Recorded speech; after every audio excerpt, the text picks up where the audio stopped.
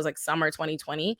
January of 2021, I had one of the first police brutality cases after George Floyd in New York City, where the police kneeled on my client's neck. And I put out the video. And what happened was, in doing press fighting that case in the court of public opinion, I guess all these people who had realized, who had liked my tweets, but had never heard from me at that point. They never, like, I wasn't posting videos and all of that stuff. They hadn't heard me talk. And when they saw me on shows, on the news and stuff, they liked me there. And the news places realized that they did well when they had me there, engagement, and people just kept, they just kept inviting me back. And I'm a person, once I get my foot in the door, I handle the rest. And that's basically what happened. It kind of happened organically, and I'm just a person. I put my foot on the gas because this is what's important to me. And I feel like at the bare minimum, if I was going to run my mouth for the rest of my life anyway, so I would love to do it in service of Black people and marginalized people. And I just do my endeavor best to try to say something worth hearing. Yeah, I think a lot of people, myself included, will fake it till you make it, but you were just waiting to happen. Like, it was just a matter of time before people realized that your voice was out there, and it's important. Your pinned tweet, last time I checked, from November 1st, 2022, says Rikers Island is a pretrial detention center that was declared a human rights crisis when 16 people died last year. 18 people have already died in Rikers this year.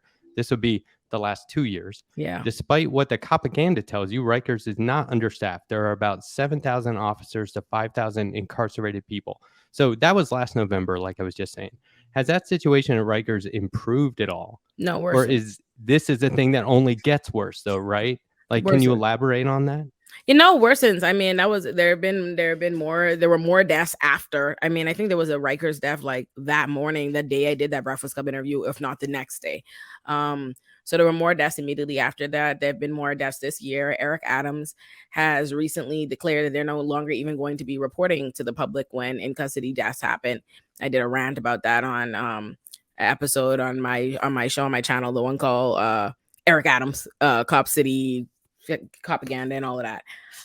But yeah, no, it is worse. The only silver lining I can see personally is that recently the judge seems to be more seriously considering, like, now, like, maybe doing the receivership, like, said something affirmatively in that direction. And if that happens, I will honestly consider that, like, I think that'll be the happiest, the most, I think that'll feel for me like the most valuable contribution any of my advocacy has been, if that actually happens. So it seems like that it is becoming more and more of a possibility. So hoping for that. This picture is so fly. She really do look like me. I'm really fucking with her. She cold as hell. That's exactly how I look. Coming together. Yeah. So look at Raheem. That's exactly how he be too. Chilling. So what's the number one issue or top issues facing people that you provide legal representation to? Is there a consistency? Is there like you go in and you're like, I know it's going to be these top things, or poverty? You mean poverty? Well, no, like people who are already in like a pretrial detention facility. I mean, the answer is always, the truest answer is always poverty, right? Because the reason they're there is because they don't have money. Because if they had money, they'd pay their bail. And so this is the thing, like, that's why these places exist, right? They say, oh, it's a detention facility pretrial because they're a flight risk or they're super dangerous or the crime was a big enough deal. Well, if that was true, wouldn't you just prioritize their trial instead of keeping them where they are? And none of that is actually legally true at all. None of that. None of that is the standard. None of that is the case. It has nothing to do with any of this danger. This is the propaganda. Yeah, again, that's propaganda. The legal standard for bail is to ensure that someone returns to court. Listen. I forget that this is an interview. I'm always naturally inclined to be like, don't get me started. Whatever you want. Get me started, I'm gonna run on. But yes, I would say the thing I think that impacts people the most when they're incarcerated at Rikers, I think just structurally everybody that I represent, what they have in common is poverty. That's what anybody I've ever represented, they all have in common is poverty. But I think the greatest things that you see at Rikers is, one, medical neglect.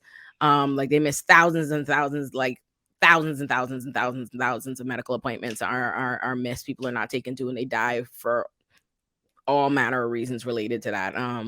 So I would say that medical neglect. And two, the largest cause of death in all across America, in all local jails, prisons, everywhere, is suicide.